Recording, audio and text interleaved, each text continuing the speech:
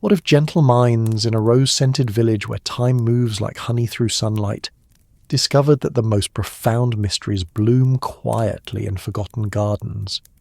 Welcome to What If Sleep Storian, where what if whispers timeless tales into dreams. Breathe deeply, let your mind soften, and drift into tonight's gentle story. So dim the lights, find your most comfortable position, and let these whispered narratives carry you softly towards sleep. If this tale finds you wandering through England's countryside lanes, I'd love to know. Where in the world are you listening from? Are you a fellow night owl, a mystery lover, or just chasing rest with a curious mind? Share in the comments below. Give it a like and subscribe, but only if this story kept you company. In the gentle embrace of the Cotswolds, where the year 1935 settles like morning mist over honey-coloured stone, the village of St Mary Mead breathes with the quiet rhythm of centuries. Here, where the very air seems to hold the whispered secrets of generations past, the countryside unfolds in rolling waves of emerald and gold, punctuated by hedgerows that have stood sentinel since before memory began. The village exists in that perfect pocket of English countryside where time moves differently, where the clatter of horse hooves on cobblestone still echoes more frequently than the purr of motor cars, and where the ancient parish church bell marks the hours with the same bronze voice that has called to souls for 400 years. The stones of the cottages quarried from the very hills that cradle the village glow with that peculiar warmth that only Cotswold limestone possesses, as if each wall has absorbed centuries of English sunlight and now radiates it back with gentle persistence. Miss Jane Marple steps from her cottage door this particular Tuesday morning, her presence as natural to the village landscape as the climbing roses that frame her garden gate. At 72, she moves with the deliberate grace of someone who has learned to read the world through decades of careful observation, her silver hair caught beneath a hat that has seen many seasons, but retains its dignity through sheer force of character. Her cottage, Danemead, sits like a contented cat in its garden, its Tudor beams dark with age and its windows gleaming with the kind of cleanliness that speaks of both pride and purpose. The morning air carries the perfume of late summer. The drowsy scent of honeysuckle mingles with the sharper notes of lavender, and the deeper, earthier smell of damp soil where the gardener has been at work since dawn. Somewhere in the distance a lark spirals upward, its song threading through the stillness like liquid silver, while closer at hand the methodical snip-snip of garden shears creates a gentle percussion that speaks of human care applied to nature's abundance. Miss Marple pauses at her garden gate, her keen blue eyes taking in the scene before her, with the same attention she might give to an intricate piece of needlework. The village street stretches away in both directions, its irregularities smoothed by generations of feet and wheels, while cottage gardens spill their contents over ancient stone walls in a riot of colour that would make a painter weep with envy. Mrs. Bantry's delphiniums lean across her fence as if gossiping with old Mr. Petherick's prize roses, and the widow Mrs. McGillicuddy's herb garden releases its aromatic secrets into the warming air. But it is not the familiar beauty of her village that captures Miss Marple's attention this morning. Rather, it is the sight of a figure disappearing around the corner of Gossington Hall's garden wall. A figure that shouldn't be there, moving with the kind of hurried stealth that immediately sets her instincts aquiver. For Miss Marple has lived long enough in this village to know its rhythms as intimately as she knows her own heartbeat, and anything that disrupts those rhythms deserves investigation. The Gossington Hall gardens sprawl across several acres of what was once parkland, their formal Victorian design now softened by decades of gentle neglect into something more natural and infinitely more mysterious. The hall itself, built during Queen Victoria's early reign by a gentleman who made his fortune in railways, stands at the centre of its domain like a dowager empress who has seen better days but maintains her dignity through sheer force of will.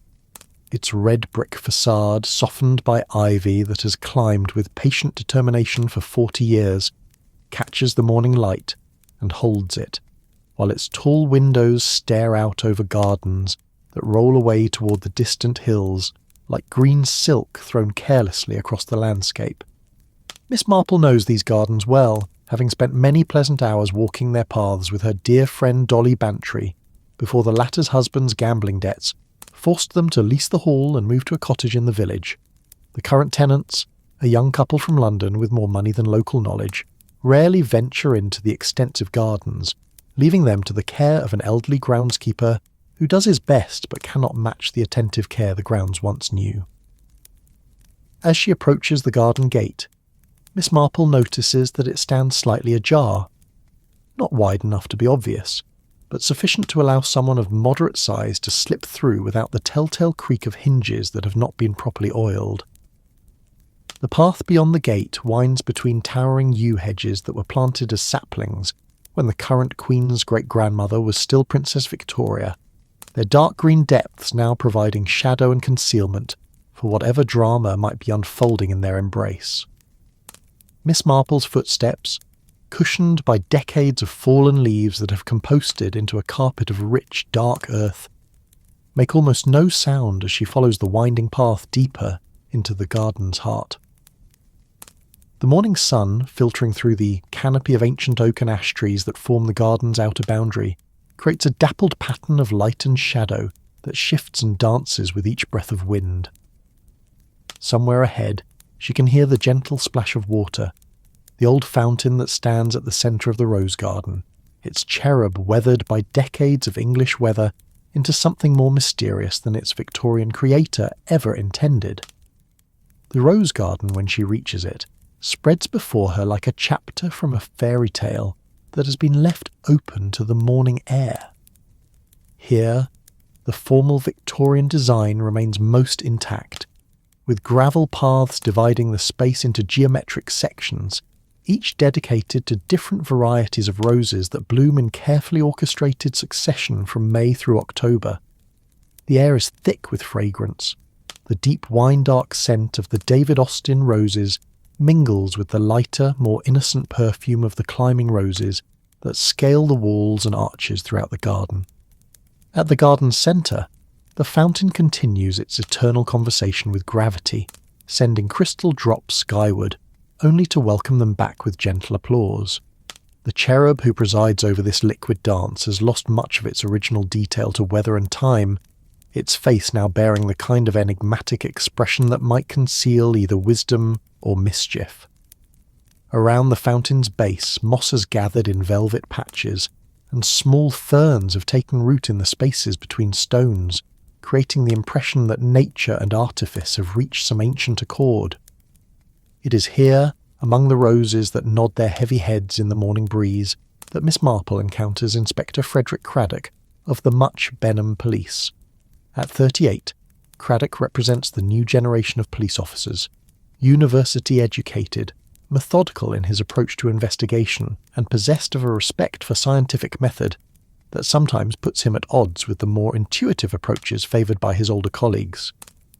This morning, he kneels beside a particularly magnificent specimen of Madame Zaag Pereire, his dark suit somehow managing to remain pristine despite his proximity to the dew-laden earth. "Good morning, Inspector," Miss Marple says softly, her voice carrying just far enough to avoid startling him but not far enough to disturb the garden's essential tranquillity. "I hope you don't mind my intrusion, but I couldn't help noticing that someone seemed to be in rather a hurry to leave these gardens just as I was beginning my morning walk." Craddock rises with the fluid motion of someone who has not yet reached the age where joints remind one of their existence, brushing earth from his hands with movements that speak of long practice in maintaining professional dignity under less than ideal circumstances. His face, pleasant without being handsome, bears the kind of lines that come from concentration rather than worry, and his dark eyes hold the steady patience that marks the born investigator. "Miss Marple," he says with genuine warmth, for he has learned during his 3 years in the Much Benham district to value the elderly lady's observations above those of many trained constables. "I'm afraid I must ask you to be particularly careful where you step. It appears someone has been conducting what might charitably be called botanical research, though their methods leave something to be desired in terms of both legality and gardening ethics." Miss Marple follows his gesture toward the rose bed, where the evidence of nocturnal activity presents itself with the clarity of a well-written letter.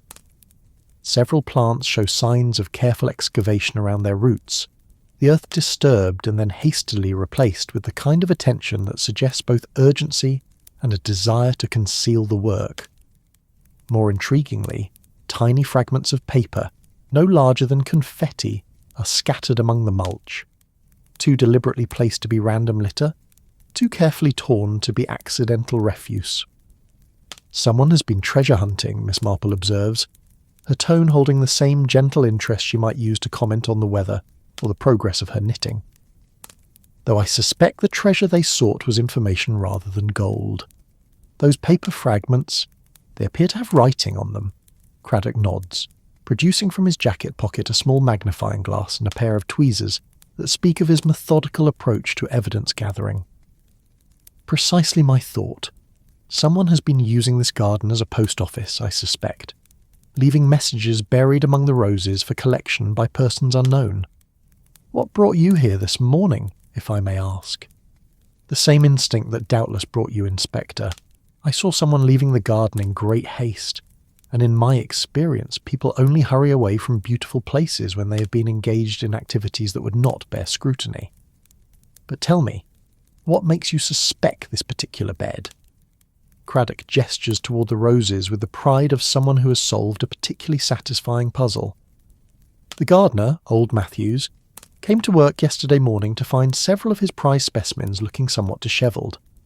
Being a man who knows his plants as intimately as a mother knows her children, he could tell that someone had been disturbing the soil.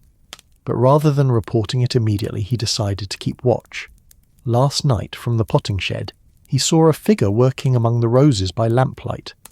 And naturally, being a sensible man, he contacted the police rather than confronting a midnight gardener himself, Miss Marple says approvingly. I take it you've been here since dawn? Since 5:30, actually.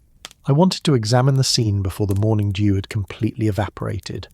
Footprints show much more clearly in damp earth, and I suspected our mysterious gardener might return to complete whatever task they had begun. Miss Marple kneels beside the disturbed earth with the careful grace of someone who has spent decades tending her own garden and understands the language of soil and root. Her trained eye takes in details that might escape a less experienced observer.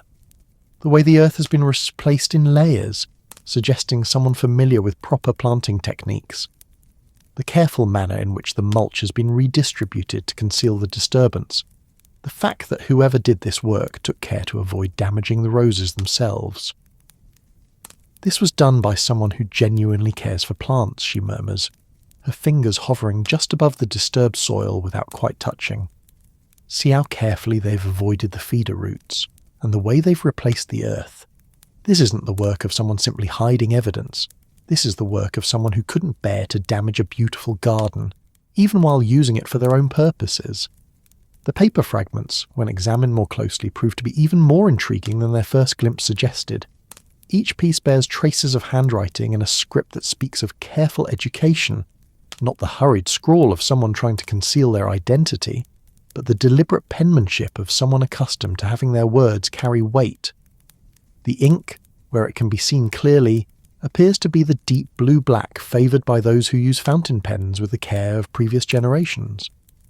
There's something almost ritualistic about this, Miss Marple observes, settling back on her heels and surveying the scene with the comprehensive gaze of someone reading a story written in earth and paper in morning light. The care taken with the plants, the deliberate tearing of the papers, the choice of this particular location. Whoever is doing this isn't simply exchanging information. They're creating something more complex. Craddock begins the delicate work of collecting the paper fragments, each piece photographed in situ before being carefully removed with his tweezers and placed in small evidence envelopes that he labels with meticulous care. The work requires patience and precision, qualities that his university training emphasized, but which his experience has taught him to value even more highly. I've been wondering about the timing, he says as he works. Why now? This garden has been essentially unoccupied for the better part of 2 years, ever since the Bantrys left and the new tenants took up residence. If someone wanted a private location for clandestine meetings, they could have used it at any time. What makes the present moment special? Miss Marple considers this question while her eyes continue to catalogue the details of their surroundings. The rose garden, despite its apparent isolation, exists in relationship to the larger estate and the village beyond. From where they kneel, the upper windows of Gossington Hall are visible through the trees, while the church tower rises in the distance like a finger pointing toward heaven. Anyone conducting business here would need to be aware of these sight lines, these possibilities for observation. Perhaps, she suggests, it isn't the location that has become significant, but the people, the new tenants. What do we know of them? The Fortescues, Craddock replies, pausing in his collection of evidence to consider. He's something in the city. Investments, I believe. She's younger, from a theatrical family. They've been here since last spring, but they spend most of their time in London. According to Mrs. McGillicuddy, who notices everything, they rarely entertain and seem to have few local connections. And yet someone has chosen their garden as a message drop, Miss Marple muses. That suggests either remarkable confidence in the tenant's absence or some connection to the property that predates their arrival. Tell me, Inspector, have you spoken with Matthews about what he observed? Briefly, last evening when he reported the disturbance, but I thought it might be useful to examine the scene first, then question him more thoroughly. Would you care to accompany me? I've found that witnesses sometimes remember additional details when they're speaking with someone who understands gardens. They make their way through the rose garden's winding paths toward the collection of outbuildings that cluster near the hall's eastern wing like chicks around a mother hen. The potting shed, from which Matthews maintained his vigil, sits at the perfect angle to observe the central fountain while remaining concealed among the shadows of larger structures. Its windows, though dusty with the accumulation of seasons, provide clear sight lines across the garden's most formal sections. Old Matthews emerges from the greenhouse as they approach, his appearance so perfectly fitted to his role that he might have been cast by a theatrical director with an eye for authentic detail. Approaching 70, he moves with the deliberate care of someone whose joints remind him daily of decades spent working in all weathers, but his back remains straight and his eyes retain the sharp clarity that comes from a lifetime of observing the subtle signs by which plants communicate their needs. His clothes bear the honest stains of garden work, earth under his fingernails, green smudges on his canvas apron, and the particular patina that comes from handling plants in every season and weather. But there is nothing careless in his appearance. Rather, he presents himself with the dignity of a craftsman who takes pride in his work and expects that pride to be recognised. "Morning, Inspector," he says in the slow, deliberate cadence of the Cotswolds, where words are given time to breathe and settle before the next ones follow. "Miss Marple, always a pleasure to see you in the garden. I trust you found what you were looking for among my roses." "Indeed we have, Matthews," Miss Marple replies warmly, "though I suspect what we found raises more questions than it answers. Inspector Craddock tells me you witnessed our mysterious gardener at work." Matthews nods slowly, his weathered hands unconsciously straightening the tools that hang from hooks along the potting shed's wall. "Aye, that I did. Strange business it was. Not what you'd call proper gardening, though whoever it was knew their way around plants well enough." Craddock produces his notebook, a leather-bound volume that has accompanied him through 3 years of investigations and shows the wear that comes from conscientious use. "Can you tell us exactly what you saw, Matthews? Take your time and include any detail that struck you as unusual." "Well now," Matthews begins, settling into the rhythm of a story that has been turning over in his mind since the previous evening.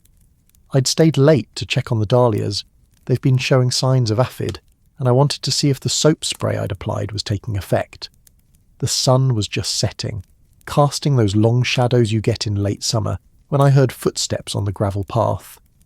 He gestures toward the rose garden, his movement encompassing not just the physical space but the entire context of light and shadow, sound and silence that had surrounded his observation.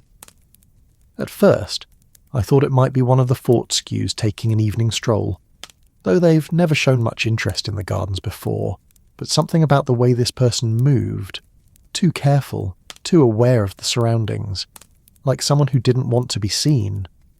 Miss Marple settles onto a wooden stool that appears to have been positioned for precisely such conversations, her attention focused entirely on Matthew's account.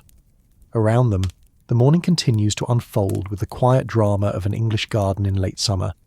Bees visiting the lavender that borders the path, a robin investigating the possibility of worms in the recently watered earth, the distant sound of Mrs. Bantry calling her cat for breakfast. "Could you tell if it was a man or woman?" Craddock asks. Matthews considers this question with the same careful attention he might give to diagnosing a plant disease. "Difficult to say for certain in the twilight, Inspector. Medium height, moved well, not young, but not elderly either. Wore dark clothes, sensible boots, carried a small bag or satchel. What struck me most was how they moved through the garden, knew where they were going, didn't hesitate at the path junctions. Someone familiar with the layout. And they went directly to the rose bed where we found the disturbance." "Not directly, no. First they stood by the fountain for several minutes just listening, like they were making sure they were truly alone. Then they walked around the entire rose garden. Not hurried, mind you, but systematic. Checking the shadows, I'd say. Only after that did they go to work on the Madame Isaac Pereire." Miss Marple exchanges a meaningful glance with Inspector Craddock. The picture Matthews paints is not of someone conducting hasty, secretive business, but of someone following a careful protocol. Someone for whom this clandestine gardening was routine rather than exceptional. "How long did the work take?" she asks. "Near on an hour," Matthews replies. "They had a small lamp, kept it shaded, but I could see enough to tell they were working methodically. Digging, then examining something, then carefully replacing the earth. When they finished, they stood again for several minutes, just as they had at the beginning. Then they left by the same gate they had entered." "And you're certain this was the first time you'd seen this person?" Matthews pauses, his expression suggesting that this question touches on something he's been wrestling with since the previous evening. "Well now, Inspector, that's where it gets interesting. I can't swear this was the first time. There have been small signs over the past month or so that someone's been in the garden. Nothing dramatic, mind you. Just little things. A gate left slightly open when I was sure I'd closed it proper. Footprints on the path after a rain. Nothing I could put my finger on, but enough to make me wonder. The implications of this revelation settle over them like morning mist, reshaping their understanding of what they're investigating." If Matthews is correct, then the previous evening's activities represent not an isolated incident, but the culmination of a pattern that has been developing over weeks. "Why didn't you report these earlier signs?" Craddock asks, though his tone suggests understanding rather than criticism. "Because they were just that, signs, not certainties.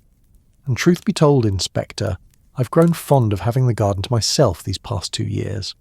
The Fortescues are pleasant enough folk, but they don't understand what a place like this needs. If someone wanted to visit the roses at odd hours and they weren't doing any harm, well, gardens are meant to be appreciated." Miss Marple nods approvingly. "A sentiment that speaks well of your character, Matthews. But now that we know there's more to these visits than simple appreciation, I wonder if you might help us understand the timing. You mentioned small signs over the past month. Can you be more specific about when you first noticed them?" Matthew's face takes on the concentrated expression of someone reaching back through memory for details that seemed insignificant at the time but now carry new weight. "It would have been just after the August bank holiday, I'd say. I remember because I'd spent the holiday weekend doing a thorough clean-up of the rose beds, deadheading and such. The Monday after, I came in to find the Madame Isaac Pereire looking different. Not damaged, mind you, but as if someone had been examining it closely. And this particular rose, is there something special about it that might attract attention?" "It's one of the oldest plantings in the garden," Matthew says, with the pride of someone describing a beloved relative. "Planted by the first Mrs. Gossington herself, back in 1898. It's a repeat flowering climber, produces the most beautiful deep pink blooms with a fragrance that carries halfway across the garden. But more than that, it's planted in what used to be the memorial corner." Both Miss Marple and Inspector Craddock straighten at this information. "Memorial corner?" Craddock prompts. "Aye, the original Mr. Gossington lost his eldest son in the Boer War. Young Arthur, just 22 when he died of fever in South Africa. The family created a small memorial garden in that corner. Nothing grand, mind you, just a simple stone bench and some of his favourite roses. The bench is long gone, but the roses remain. The Madame Isaac Pereire was Arthur's mother's favourite. Miss Marple's mind immediately begins weaving connections, seeing patterns where moments before there had been only isolated incidents. Matthews, do you know if the Gossington family kept any records about the memorial garden? Letters, perhaps, or other documents that might have been left with the roses? Well, now that's possible. The first Mrs. Gossington was great for leaving little mementos with her plantings. She'd tuck pressed flowers or small notes into waterproof containers and bury them near special plants.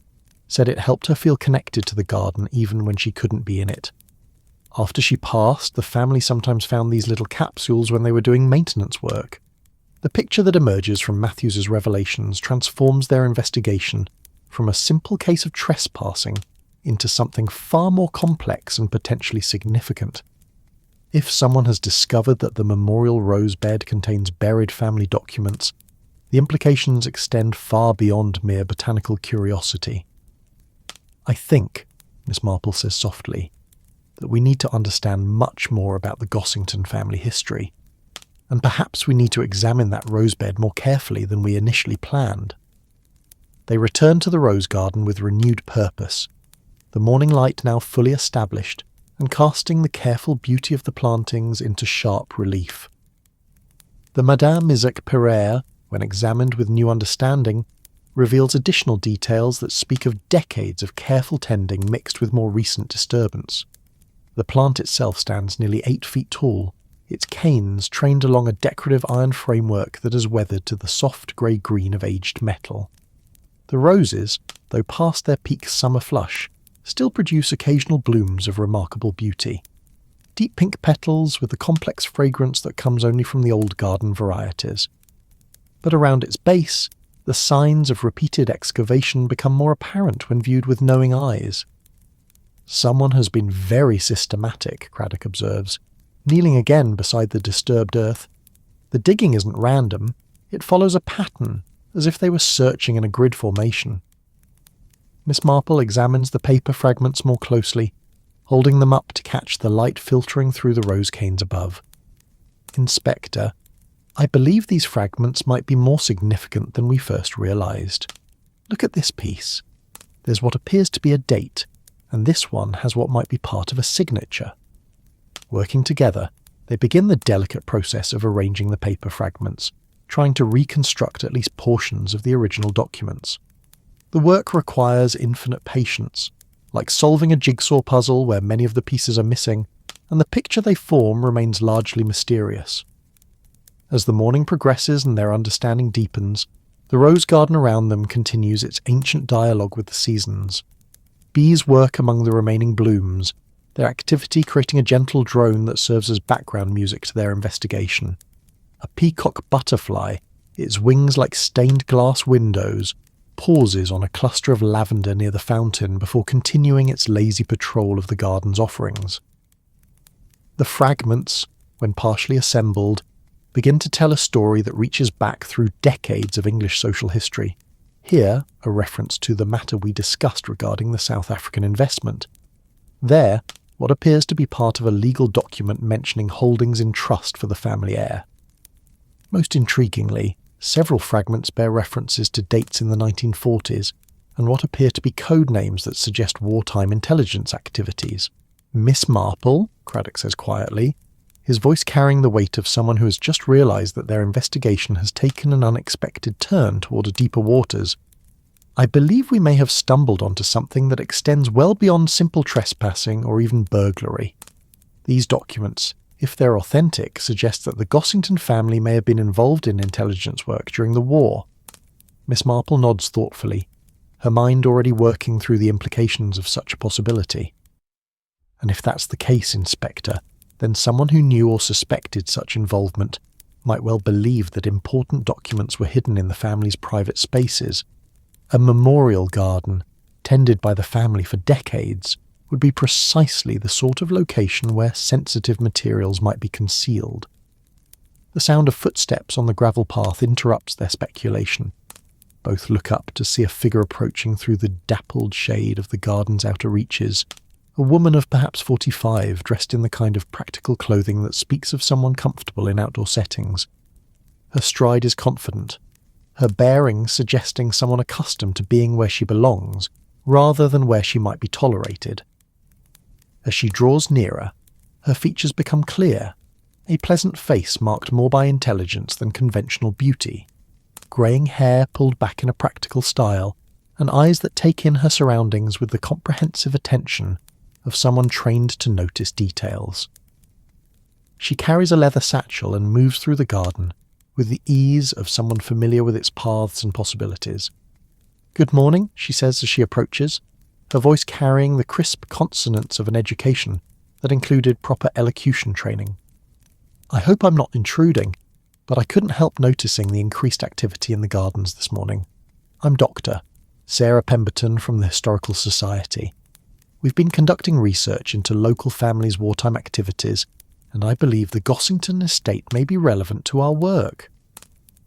Miss Marple and Inspector Craddock exchange glances that speak of experienced investigators recognising a moment when their case has taken yet another unexpected turn. The arrival of Dr. Pemberton at this precise moment, when they have just discovered evidence suggesting wartime intelligence connections, stretches the boundaries of coincidence into the realm of active suspicion. "Dr. Pemberton," Miss Marple says with the warm courtesy that has served her well through decades of extracting information from unexpected sources. "How fortunate that you should appear just as we're discovering what might be historically significant materials. Are you by any chance familiar with the Gossington family's activities during the war years?" Dr. Pemberton's expression suggests someone who has been asked precisely the question she hoped to hear. "Indeed I am, Miss Marple, Jane Marple, and this is Inspector Craddock of the Muchbenham Police. We're investigating what initially appeared to be simple trespassing, but has revealed itself to be considerably more complex." "Inspector Craddock," Dr. Pemberton acknowledges with a slight nod before turning her attention back to Miss Marple. "Miss Marple, your name is familiar. Aren't you the lady who assisted with the investigation of that unfortunate business at the vicarage several years ago? Your reputation for observational acuity precedes you."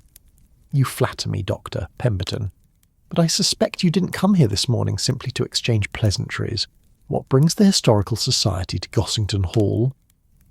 Dr. Pemberton settles her satchel on the stone rim of the fountain and withdraws a folder that appears to contain a substantial collection of documents and photographs. "We've been researching a network of safe houses and communication drops that operated throughout the Cotswolds during the war years. The Gossington estate appears in our records as a potential location for clandestine activities, though the specific nature of those activities remained unclear until recently." She spread several photographs across the fountain's stone rim, their black and white images capturing scenes from a world that seems both recent and impossibly distant. Here, groups of serious-faced men in civilian clothes examine maps spread across country house drawing room tables. There, women in practical clothing operate radio equipment from locations that appear to be estate outbuildings.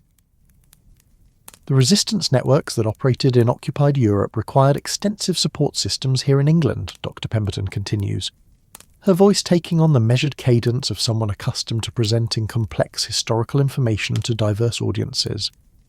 Communication with agents in the field, coordination of supply drops, management of escape routes for downed airmen and refugee civilians. All of this required the cooperation of private citizens willing to risk their safety for the war effort. Miss Marple examines the photographs with the careful attention she might give to studying a complex knitting pattern, noting not just the obvious details but the subtle signs that speak of deeper truths. "And you believe the Gossington family was involved in such activities?" "I believe they may have been involved in something even more sensitive," Dr. Pemberton replies. "We have records suggesting that certain country estates served not just as operational bases, but as repositories for intelligence materials that were too sensitive to keep in London. Documents, codes, financial records related to resistance funding, materials that needed to be secure but accessible to authorised personnel." Inspector Craddock has been listening to this exchange with the focused attention of someone whose investigation has just expanded beyond any boundaries he might have initially imagined. "Dr. Pemberton, Are you suggesting that the documents we found buried in this rose bed might be wartime intelligence materials? It's possible, Inspector. The memorial garden would have provided excellent cover, a location that family members would visit regularly for legitimate reasons, but that would appear entirely innocent to casual observers. And if Mrs. Gossington had a habit of burying personal mementos near her roses, as Mr. Matthews has told us, then the presence of buried materials would seem entirely natural. The implications of Dr. Pemberton's suggestions reshape their understanding of the morning's discoveries yet again.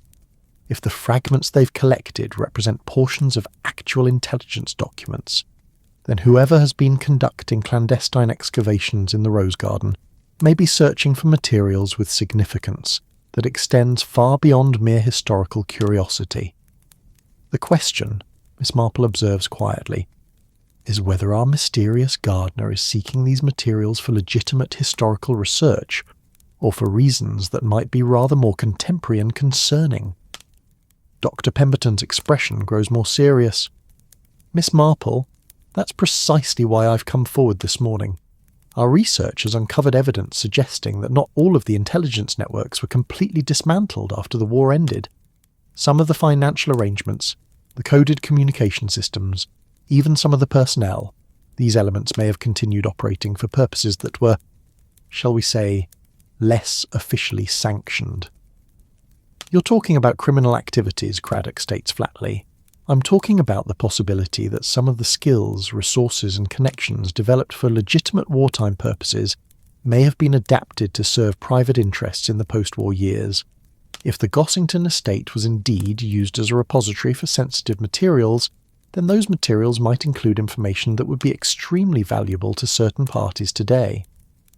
The morning sun has climbed higher during their conversation, and the rose garden now basks in the full warmth of what promises to be another perfect late summer day. But the beauty of their surroundings cannot diminish the growing complexity of what they're investigating, nor the sense that they stand at the edge of discovering something that reaches back through decades of carefully concealed history. I think, Miss Marple says with the decisive tone that her neighbours in St Mary Mead have learned to respect, that we need to approach this investigation more systematically. Dr. Pemberton, you mentioned records that suggest the Gossington estate's involvement in wartime activities. Might we examine those records? Of course, Dr. Pemberton replies, producing additional folders from her seemingly inexhaustible satchel, though I should warn you that the documentation is incomplete and sometimes contradictory.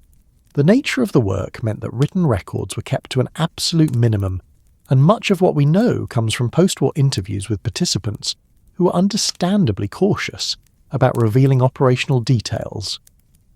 As Dr. Pemberton spreads her materials across the fountain stone rim, transforming the memorial space into an impromptu research library, Miss Marple finds herself thinking about the layered histories that accumulate in places like this rose garden. Here, where Victorian grief created a memorial to a young man who died in a distant war, subsequent generations have added their own layers of meaning, secrecy and purpose. The documents Dr. Pemberton shares paint a picture of rural England during the war years that differs dramatically from the pastoral tranquillity that modern visitors might imagine. Country estates, with their extensive grounds and relative isolation, served as crucial nodes in networks of communication and support that stretched across occupied Europe like invisible threads connecting desperate people to hope. This photograph, Dr. Pemberton says, indicating a somewhat blurred image of Gossington Hall's eastern wing, was taken in 1943 by an intelligence officer conducting a security assessment of potential safe houses. Notice the modifications to the stable block. Those weren't architectural improvements for horses. Miss Marple examines the photograph through the magnifying glass that Inspector Craddock provides, noting details that speak of careful preparation for activities that required both secrecy and technical sophistication. Those appear to be radio aerials disguised as weather vanes, and that building that looks like an enlarged potting shed, I suspect it housed equipment rather more complex than gardening tools. Precisely, Doctor, Pemberton confirms. The Gossington estate was ideally positioned for communication with resistance networks operating in France and Belgium. The elevation provided clear radio transmission paths across the channel, while the estate's legitimate agricultural activities offered perfect cover for the increased nighttime activity that such operations required. Inspector Craddock has been studying a map that shows the Cotswolds region, marked with various symbols whose meaning gradually becomes clear as Dr. Pemberton explains their significance. These marks indicate safe houses, communication posts, supply depots, and emergency landing fields. The density of the network is remarkable. Virtually every village in this region was touched by clandestine activities in some way. And the rose garden, Miss Marple asks, though she suspects she already knows the answer. According to our sources, it served as what intelligence personnel called a dead drop, a location where messages and materials could be left for collection by authorised agents. The memorial nature of the garden provided perfect emotional cover. Who would question a family member visiting their loved one's memorial or spending extended time in quiet contemplation among the roses? The picture that emerges from Dr. Pemberton's research transforms the peaceful Cotswolds landscape into something far more complex and historically significant. Here, where sheep still graze on hillsides that have known their presence for centuries, ordinary citizens conducted extraordinary acts of courage and dedication that helped determine the outcome of civilization's greatest conflict. The question that brings us to our current situation, Dr. Pemberton continues, is what happened to the materials that were stored here during the war years. Some were certainly retrieved when operations concluded, but our research suggests that not everything was recovered. The chaos of the immediate post-war period, combined with the death of key personnel who knew the locations of various caches, means that significant materials may remain hidden. Miss Marple considers this information while watching a small sparrow investigate the possibility of breadcrumbs among the fountain's decorative stonework. The bird's methodical search, moving systematically from one potential hiding place to another, reminds her uncomfortably of their mysterious midnight gardener's apparent approach to excavating the rosebed. "Dr. Pemberton," she says thoughtfully, "in your research, have you encountered anyone else who might be searching for these wartime materials? Someone who might have both the knowledge to know where to look and the motivation to conduct clandestine searches?" Dr. Pemberton's expression grows more guarded, suggesting that Miss Marple's question touches on aspects of her research that she has perhaps been reluctant to discuss. "Miss Marple, that's a very perceptive question. The truth is, we're not the only organisation interested in recovering wartime intelligence materials. There are collectors, shall we say, who specialise in acquiring documents and artefacts from this period. Not all of them are motivated purely by historical interest." "You're talking about people who see commercial value in such materials," Inspector Craddock observes. "Among other things, yes. Wartime intelligence documents can be extremely valuable to private collectors, especially if they contain information about operations that were never officially acknowledged. But there are also more concerning possibilities. Some of the financial networks established during the war continued operating after hostilities ended, and certain parties might be very interested in recovering documentation that could compromise their post-war activities. The implications of Dr. Pemberton's revelations settle over them like afternoon shadows, casting new and more troubling interpretations over their morning's discoveries.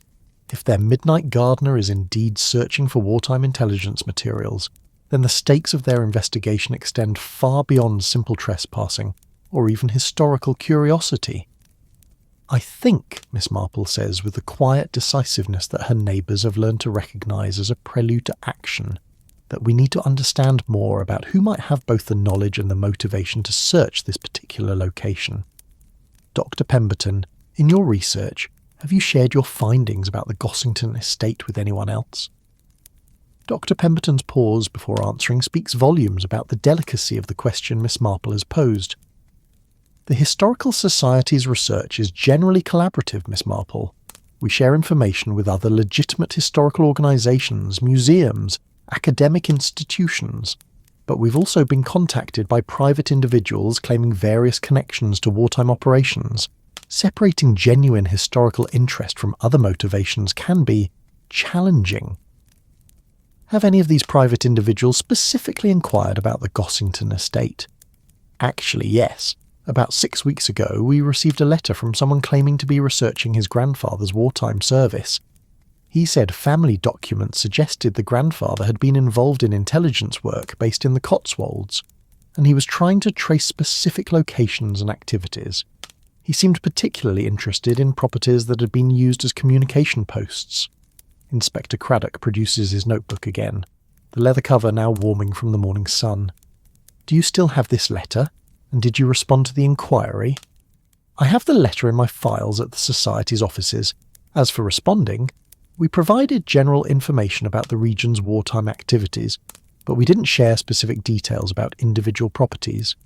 However," Dr. Pemberton hesitates, clearly wrestling with the ethical implications of her next words.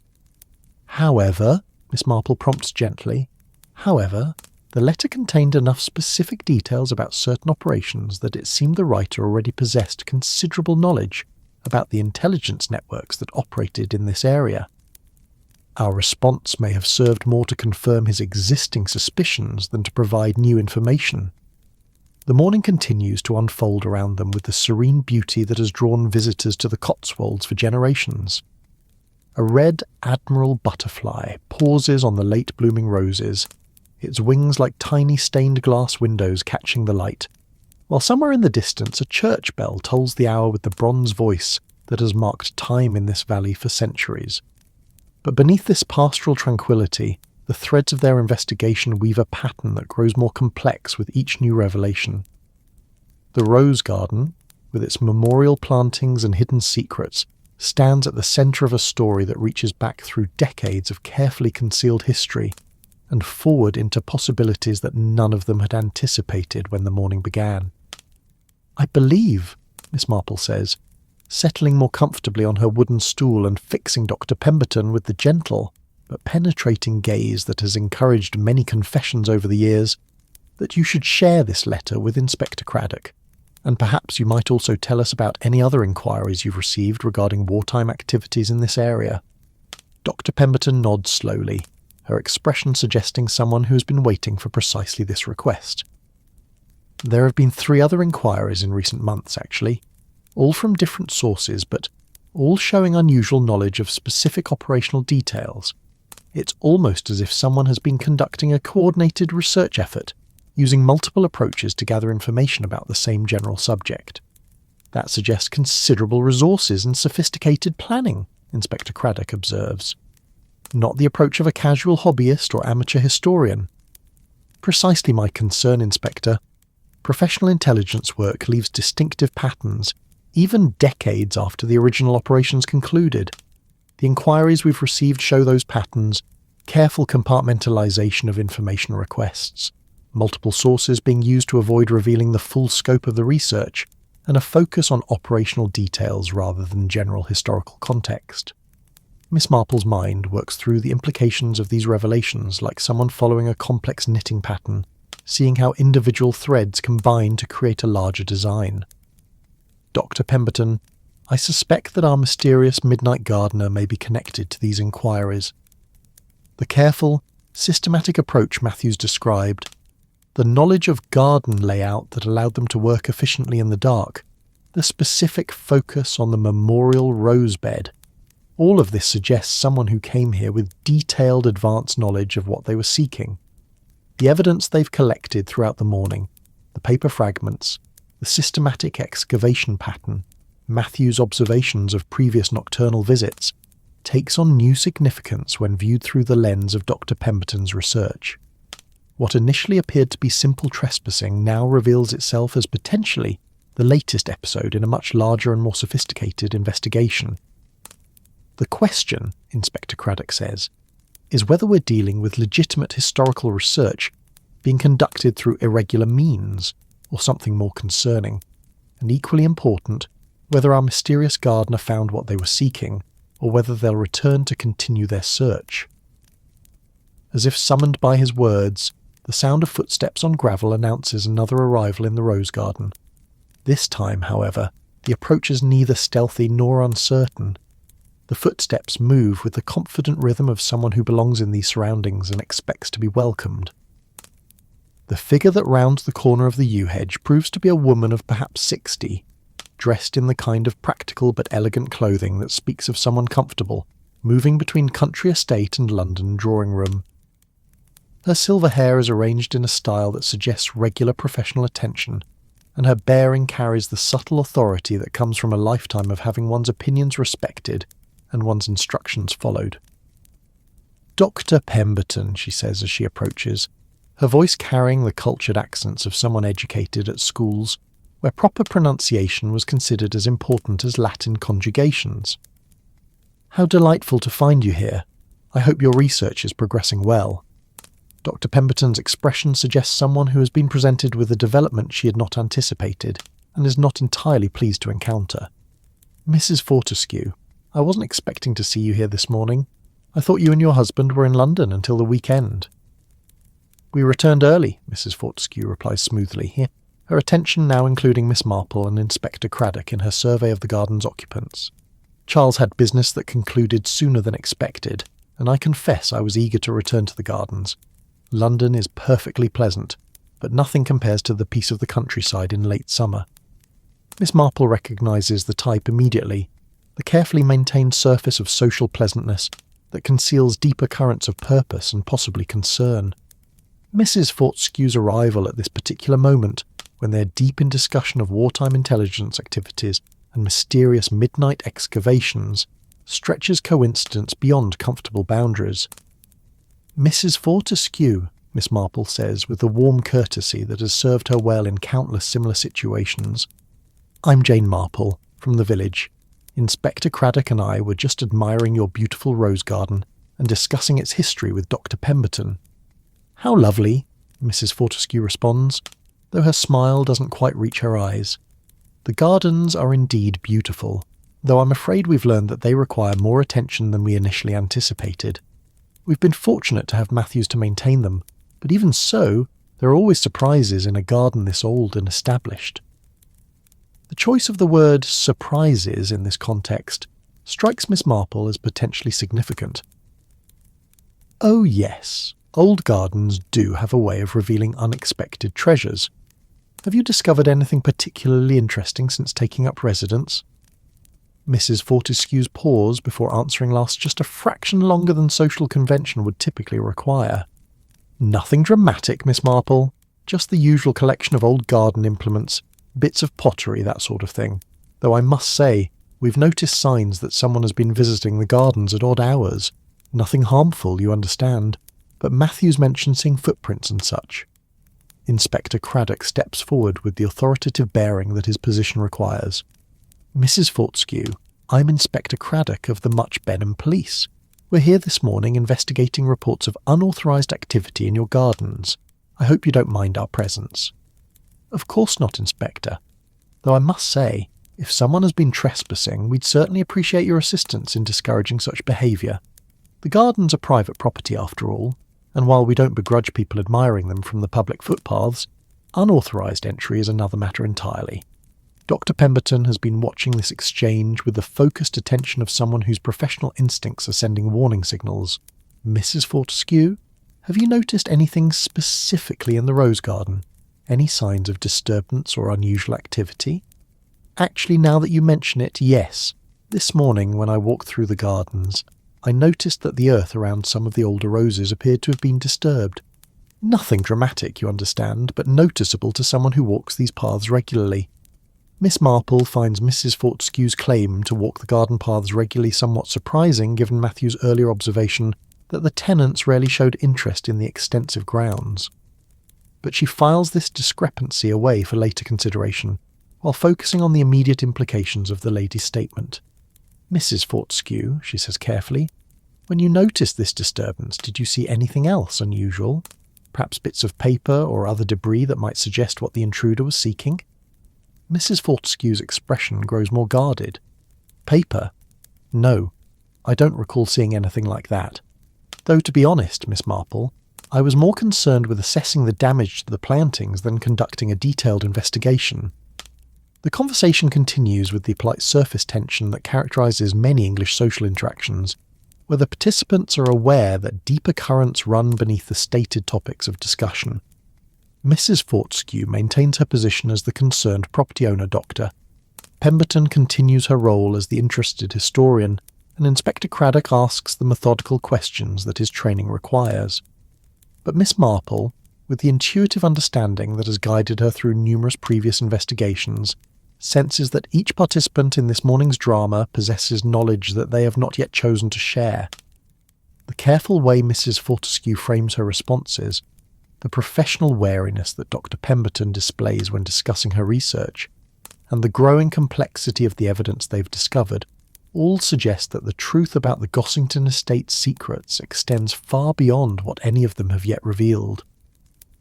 As the morning advances toward noon, the rose garden continues to provide its backdrop of timeless beauty to their increasingly complex investigation. The late-season roses nod in the gentle breeze that carries the scent of lavender and the distant promise of rain, while overhead the ancient oaks that frame the garden's boundaries rustle with the satisfied sound of leaves that have weathered another English summer.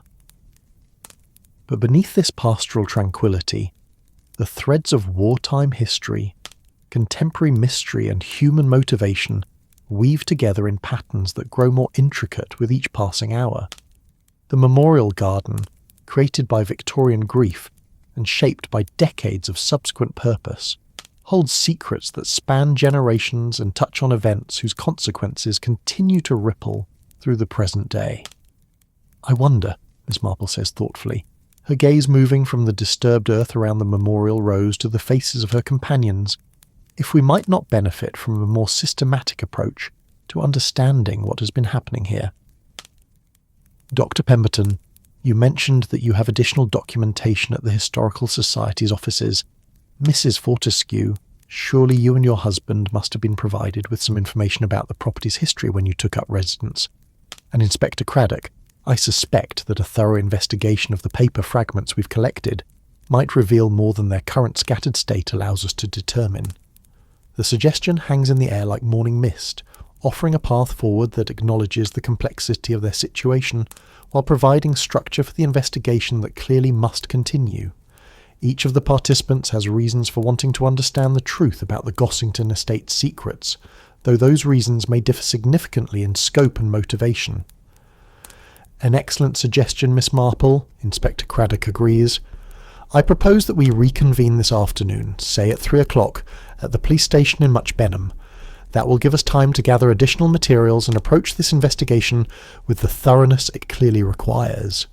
Dr. Pemberton nods her agreement, already organising her scattered papers with the efficiency of someone accustomed to managing complex research projects. "I'll bring all of our files related to the Gossington estate and the broader regional network. There may be connections we haven't yet recognised." Mrs. Fortescue's agreement comes with a slight hesitation that does not escape Miss Marple's notice. "Of course, Inspector. Though I should mention that my husband will want to be involved in any formal discussions about our property. He's quite particular about such matters." "Naturally," Craddock replies. "Please extend the invitation to Mr. Fortescue as well. The more complete our understanding of all the relevant factors, the better equipped we'll be to resolve this situation satisfactorily." As they prepare to leave the rose garden, Miss Marple takes one final look around the memorial space where their morning's investigation began. The fountain continues its eternal conversation with gravity. The roses maintain their fragrant vigil over secrets both ancient and recent, and the ancient stones of Gossington Hall stand witness to another day in their long history of sheltering human stories. But she knows that their return this afternoon will bring new revelations, new complexities, and quite possibly new participants in a drama that has already demonstrated its capacity to surprise and enlighten in equal measure. The mysteries hidden among the roses have only begun to reveal themselves, and the garden that served as a memorial to one young man's sacrifice may yet prove to hold secrets that honour the sacrifices of many others, whose stories have waited decades for their moment of recognition. The walk back through the village to their respective destinations provides time for reflection on the morning's discoveries and anticipation of the afternoon's promised revelations. The streets of St. Mary Mead, with their familiar rhythms of daily life, seem almost dreamlike after the intensity of their investigation in the rose garden. Miss Marple's cottage, when she reaches it, welcomes her back with a comfortable familiarity of spaces that have been shaped by decades of peaceful habitation. But even as she prepares a simple lunch and tends to the routine tasks that structure her days, her mind continues to work through the patterns and possibilities that the morning has revealed. The telephone call comes as she's settling down with a cup of tea and a slice of seed cake that represents the domestic normalcy from which her investigations often spring. Inspector Craddock's voice carries a note of excitement that suggests new developments in their case. "Miss Marple, I've had an interesting conversation with the Much Benham Telegraph Office. It seems that someone has been sending rather unusual messages to London addresses over the past several weeks. The content was coded, but the timing corresponds remarkably well with Matthew's observations of nocturnal visitors to the Gossington Gardens." "How very interesting, Inspector. I don't suppose the Telegraph Office was able to provide any details about the sender." "That's where it gets even more intriguing. The messages were sent by different people on different occasions, but all paid for with old currency, notes and coins that went out of circulation years ago. The sort of thing someone might have kept stored away since the war years." Miss Marple sets down her teacup with the careful precision of someone whose mind has just made several important connections. "Inspector, I believe our afternoon meeting may prove even more illuminating than we anticipated.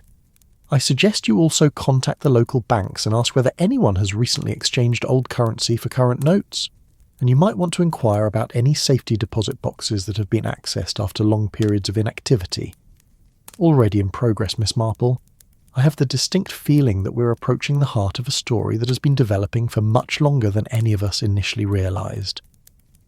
As the afternoon approaches and the promised reconvening at the Much Benham police station draws near, Miss Marple prepares herself for the next phase of an investigation that has already exceeded her expectations for complexity and historical significance.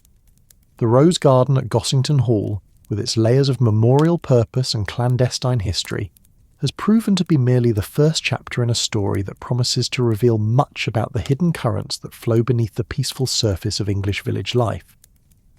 The police station in Much Benham, a solid brick building that speaks of Victorian confidence in the power of law and order to maintain social stability, provides an appropriately official setting for the afternoon's discussions. Inspector Craddock has prepared a conference room with the thoroughness that marks his approach to all professional responsibilities, and when Miss Marple arrives precisely at 3 o'clock, she finds him arranging evidence and documentation with the systematic care of someone building a case. Dr. Pemberton arrives shortly afterward, accompanied by additional files and what appears to be a portable projector for displaying photographic materials. Her greeting carries the subdued excitement of a researcher who has discovered significant new information since their morning meeting. "Miss Marple, Inspector Craddock, I believe you'll find this afternoon's session quite revealing. After leaving the gardens, I returned to our offices and conducted a more thorough review of our files. The connections between the Gossington estate and the broader intelligence network are even more extensive than I initially realised. Mrs. Fortescue's arrival, 5 minutes after the appointed time, includes the companion she had promised, a man of perhaps 55 whose appearance speaks of successful engagement with the financial markets of London. Charles Fortescue carries himself with the confidence of someone accustomed to having his professional judgment respected, and his handshake conveys the firm assurance of someone who values efficiency and directness in business dealings. Inspector Craddock, Mrs. Fortescue has briefed me on this morning's developments. I must say, I'm both surprised and concerned to learn of the extent of the unauthorised activity on our property. We understood when we leased Gossington Hall that it came with considerable history, but nothing in our discussions with the estate agent suggested that we might be inheriting active security concerns. Inspector Craddock gestures toward the chairs arranged around the conference table, his manner suggesting the beginning of a formal proceeding. Mr. Fortescue, I believe that once you understand the full scope of what we've discovered, you'll agree that this situation extends well beyond simple trespassing. Dr. Pemberton, perhaps you could begin by sharing what your additional research has revealed. Dr. Pemberton activates her projector, and the conference room wall becomes a screen displaying a map of the Cotswolds region marked with symbols and dates that transform the familiar countryside into something resembling a military planning document. What we're looking at here is a reconstruction of the intelligence network that operated throughout this region during the war years. Each symbol represents a different type of facility: safe houses, communication posts, supply depots, emergency landing fields. The density of symbols is remarkable, suggesting that virtually every village and major estate in the region played some role in the clandestine activities that supported resistance operations across occupied Europe. Gossington Hall appears near the centre of the map, marked with multiple symbols that indicate its use for several different purposes. The Gossington estate served as what intelligence personnel called a control point, Dr. Pemberton continues. It coordinated activities across a network of smaller sites, managed communications with London headquarters, and served as a secure repository for materials that were too sensitive to keep in more obvious locations. Miss Marple studies the projected map with the careful attention she might give to examining a complex crime scene. Dr. Pemberton, this level of coordination would have required considerable personnel and sophisticated equipment. Were the Gossington family members themselves involved, or did they simply provide the facilities? Both, actually. Lady Gossington, the widow of the original builder, was recruited by intelligence services in 1940. Her late husband's business connections provided cover for unusual communications and financial transactions, while the estate's location and facilities made it ideal for more operational activities.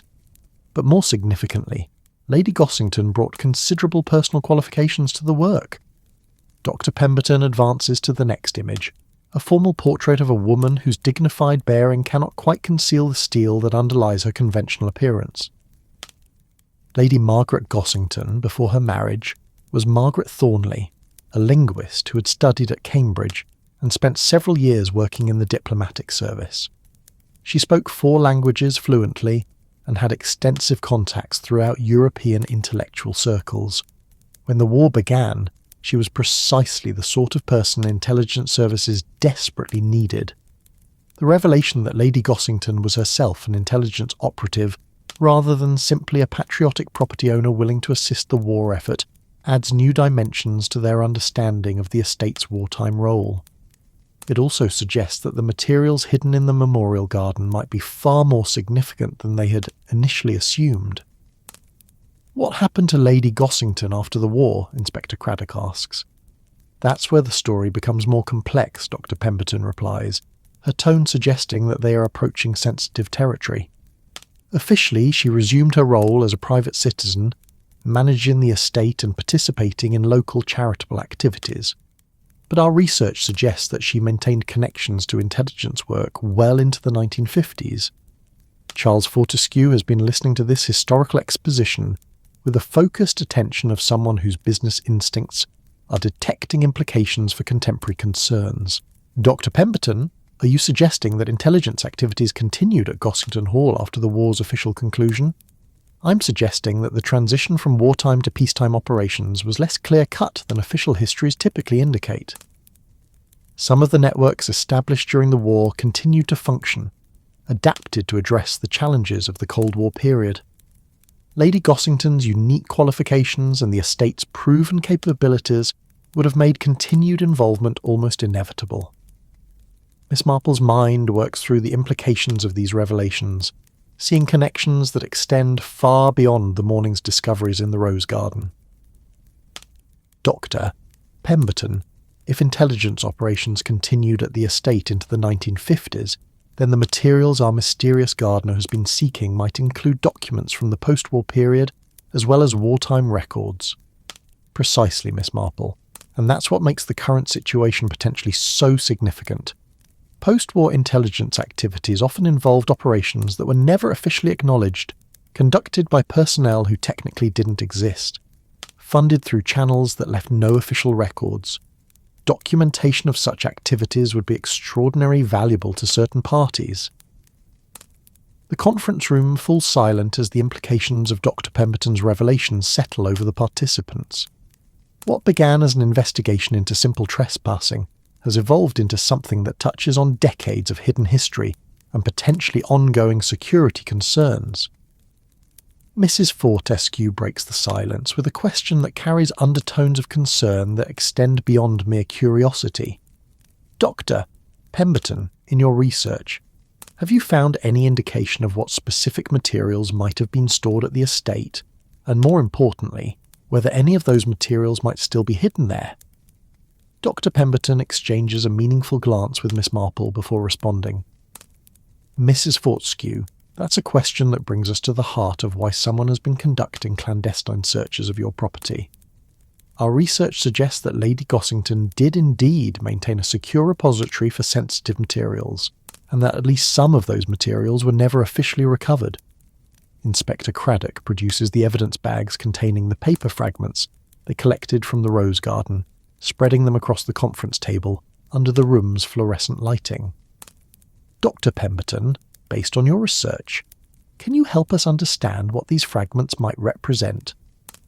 Dr. Pemberton examines the fragments with the careful attention of someone trained to extract maximum information from minimal evidence.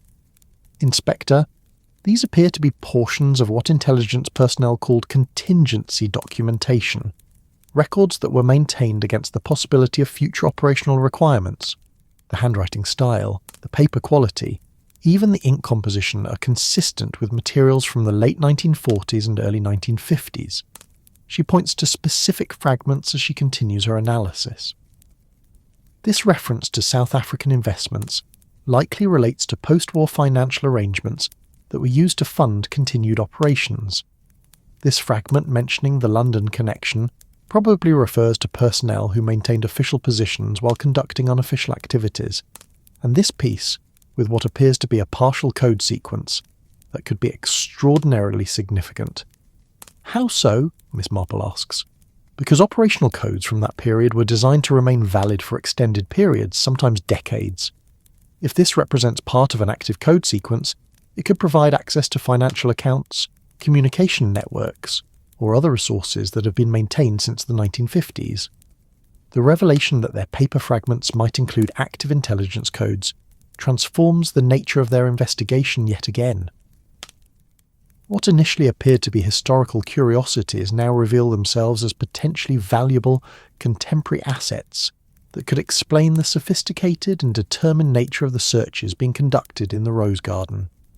Charles Fortescue's expression suggests a businessman who has suddenly realised that his property investment has come with complications that extend far beyond the usual concerns about roof repairs and heating systems.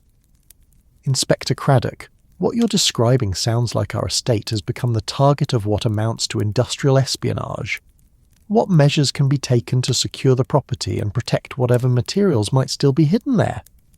That's exactly what we need to determine, Mr. Fortescue. But first, I think we need to understand more about who might be conducting these searches and what their ultimate objectives might be. Dr. Pemberton advances her projector to display copies of the letters she mentioned during their morning conversation in the rose garden. These inquiries we've received at the Historical Society show patterns that suggest coordinated intelligence gathering rather than casual historical research. Notice the specific nature of the questions, the detailed knowledge of operational procedures, and the careful way each inquiry focuses on different aspects of the same general subject. Miss Marple studies the projected letters with the systematic attention she brings to all forms of evidence. Dr. Pemberton, these letters suggest that whoever is behind the current searches possesses considerable knowledge about the original operations. That could indicate involvement by someone with direct connections to the wartime and post-war intelligence networks, or someone who has gained access to personnel files, operational records, or other documentation that would provide such detailed knowledge, Inspector Craddock adds. There's another possibility, Doctor, Pemberton says quietly. Some of the personnel who worked in these networks during and after the war are still alive. If someone wanted to locate materials that were never officially recovered, the most efficient approach might be to recruit individuals who possess first-hand knowledge of the original operations. The implications of this suggestion cast new and more troubling shadows over their investigation. If their mysterious gardener represents not amateur enthusiasm or even sophisticated theft, but rather the activities of former intelligence operatives seeking to recover materials from their own past, then the stakes and potential complications of the situation increase dramatically. As if summoned by their discussion of additional participants in the drama, a knock at the conference room door interrupts their deliberations. Inspector Craddock opens the door to reveal his desk sergeant, whose expression suggests the arrival of information that will require immediate attention. "Inspector, there's been a development you should know about immediately. We've just received a call from Matthews, the groundskeeper at Gossington Hall. He says someone broke into the potting shed sometime between noon and 2 o'clock, and they made off with his observation logs." "Observation logs?" Mrs. Fortescue asks. "Matthews keeps detailed records of everything that happens in the gardens, weather conditions, plant health, maintenance activities, and apparently any unusual events he observes. If someone wanted to understand the pattern of nocturnal visits to the estate, those logs would provide exactly the information they needed." Miss Marple's expression suggests someone whose suspicions have just been confirmed in the most unwelcome possible manner. "Inspector, I believe our mysterious gardener has just escalated their activities significantly. The theft of Matthews's log suggests either desperation or preparation for some sort of culminating action." "Or both," Dr. Pemberton adds grimly. "If someone has been conducting systematic searches for weeks without success, they might be reaching the conclusion that more aggressive measures are required. Inspector Craddock's training asserts itself in the face of this new development. I'm declaring the Gossington estate a potential crime scene, effective immediately. Mr. and Mrs. Fortescue, I'll need you to relocate to alternative accommodations until we can ensure the security of the property. Dr. Pemberton, I'll need copies of all your research materials, and I'll be contacting the Regional Crime Squad for assistance." "Inspector," Miss Marple says with the quiet authority that her neighbours have learned to respect, "I believe you should also contact the intelligence services directly. If Dr. Pemberton's analysis is correct, this situation may involve materials and personnel that fall under their continuing jurisdiction." The afternoon that began with hopes of bringing order and understanding to their morning's discoveries has instead revealed new layers of complexity and immediate danger. The rose garden at Gossington Hall, with its memorial plantings and hidden secrets, stands at the centre of a story that refuses to be contained within comfortable boundaries of historical curiosity or routine police work. As the participants in their investigation prepare to scatter to address the urgent practical requirements that the day's revelations have created, Miss Marple finds herself thinking about the patterns that connect past and present, official history and hidden truth, individual courage and collective memory. The mysteries buried among the roses have begun to yield their secrets, but those secrets bring with them responsibilities and dangers that none of them had anticipated when the morning began with the simple observation of someone leaving a garden in unusual haste. The evening that follows proves to be anything but the peaceful conclusion to their investigation that any of them might have hoped for. Inspector Craddock's contacts with regional and national authorities set in motion a cascade of official interest that transforms the quiet village of St. Mary Mead into something resembling a staging area for operations whose scope and purpose extend far beyond local concerns. Miss Marple, temporarily displaced from her expected role as consultant to the local investigation, finds herself instead serving as liaison between the arriving specialists and the village community that must accommodate their sudden presence. The transformation is remarkable. Within hours, Gossington Hall and its grounds become the focus of activities that bring together personnel from agencies whose normal operations remain carefully concealed from public view. Dr. Pemberton's research, which had seemed comprehensive during their afternoon meeting, proves to be merely the beginning of what emerges when professional intelligence analysts apply their resources to understanding the full scope of the Gossington estate's historical and contemporary significance. The Memorial Rose Garden, by evening, has been surrounded by equipment and personnel conducting investigations that make their morning's careful collection of paper fragments seem almost quaint by comparison. But it is the arrival of an elderly gentleman just as the sun begins to set over the Cotswolds that provides the most significant development in their evolving understanding of the situation.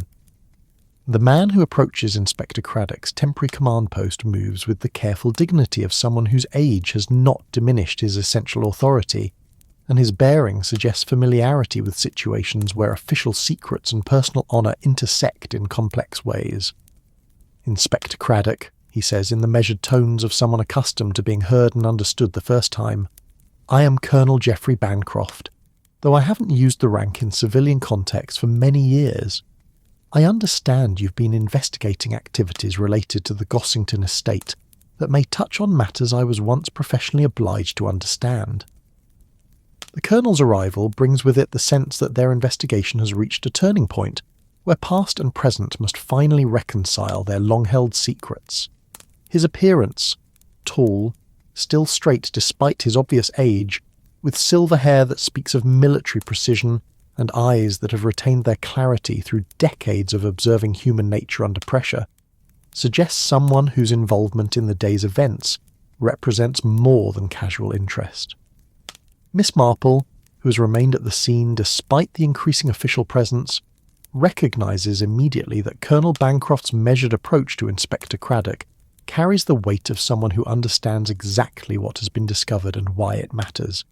His choice of words, his timing, and his obvious familiarity with the protocols governing such situations all speak of direct personal involvement in the operations they have been investigating. "Colonel Bancroft," Inspector Craddock responds, his professional instincts immediately recognising the authority that underlies the elderly gentleman's courteous approach. "I would be very grateful for any information you can provide about the historical activities at this location. We've discovered evidence suggesting operations of considerable significance, but our understanding remains incomplete. Inspector, what you've discovered today represents the final chapter of a story that began more than 40 years ago, when duty required extraordinary measures from ordinary citizens. Lady Margaret Gossington was a colleague of mine during those years when Britain's survival depended upon the dedication of individuals whose contributions could never be publicly acknowledged. The Colonel's words carry the weight of personal memory rather than merely historical knowledge. His pause before describing Lady Gossington as a colleague suggests emotional connections that have endured through decades of official secrecy and personal loss. Dr. Pemberton, whose research has suddenly been validated by the arrival of someone with direct operational experience, approaches Colonel Bancroft with the careful respect that historians learn to show toward living witnesses to the events they study. "Colonel, if I may ask, were you stationed at Gossington Hall during the war years?"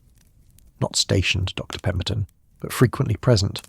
My official role involved coordinating intelligence activities across a network of facilities throughout the Cotswolds region. Gossington Hall served as our primary communication hub and secure repository. Lady Gossington and I worked together on operations that remained classified long after the war's official conclusion." Miss Marple's intuitive understanding of human nature immediately grasped the implications of Colonel Bancroft's careful phrasing. "Colonel, I suspect that your arrival here this evening is not coincidental. You've been aware of the recent searches of the estate, haven't you?" Colonel Bancroft's slight smile acknowledges Miss Marple's perceptiveness, while suggesting that her reputation for observational acuity has preceded her even into circles where such reputations are professionally significant. "Miss Marple, your insight serves you well. Yes, I have been monitoring the situation. The individuals conducting these searches possess information that could only have come from sources with direct access to operational records that should have been destroyed decades ago. The implications of this revelation transform their understanding of the day's events yet again. If Colonel Bancroft is correct, then their mysterious gardener represents not independent research or casual treasure hunting, but rather the culmination of a systematic effort to recover materials using information that suggests security breaches at the highest levels. "Colonel," Inspector Craddock says, "are you suggesting that we're dealing with a security threat rather than simple theft or trespassing?" "Inspector, I'm suggesting that the materials hidden at Gossington Hall 40 years ago were never officially recovered because their continued existence served important strategic purposes. The networks established during the war were not simply disbanded when hostilities ended. They were adapted to address the emerging challenges of the Cold War period. Some of those adaptations remain relevant today. The evening light filtering through the ancient oaks that surround Gossington Hall casts long shadows across the estate grounds, creating an atmosphere that seems appropriate for revelations that bridge decades of hidden history. The Rose Garden, now cordoned off and under professional surveillance, maintains its eternal dialogue between memorial beauty and operational necessity." Colonel Bancroft continues his explanation with the measured pace of someone who has long considered how much of the truth can safely be revealed. The documents and materials hidden among Lady Gossington's memorial roses include not just historical records, but active elements of financial and communication networks that have been maintained for 40 years.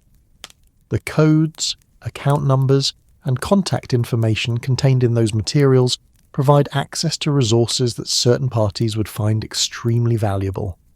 Resources that are still active, Dr. Pemberton asks, her historian's instincts both thrilled and troubled by the implications. Financial accounts established in neutral countries, communication channels that bypass official diplomatic networks, safe houses that remain available for emergency use. The Cold War required contingencies that outlasted the immediate conflicts for which they were created.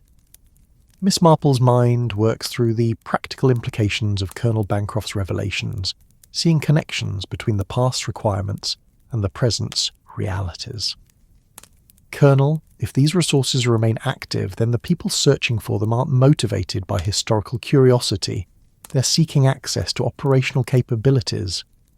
Precisely, Miss Marple, and the sophistication of their approach, the systematic research, the careful excavation techniques, the theft of Matthew's observation logs, suggests that we're dealing with individuals who understand exactly what they're seeking and how to find it. Inspector Craddock has been listening to this exchange with the growing realization that his local investigation has become entangled in matters of national security that extend far beyond his normal jurisdiction. Colonel Bancroft, given what you've told us, I assume you'll be coordinating with the appropriate authorities to address this situation. That process began several hours ago, Inspector.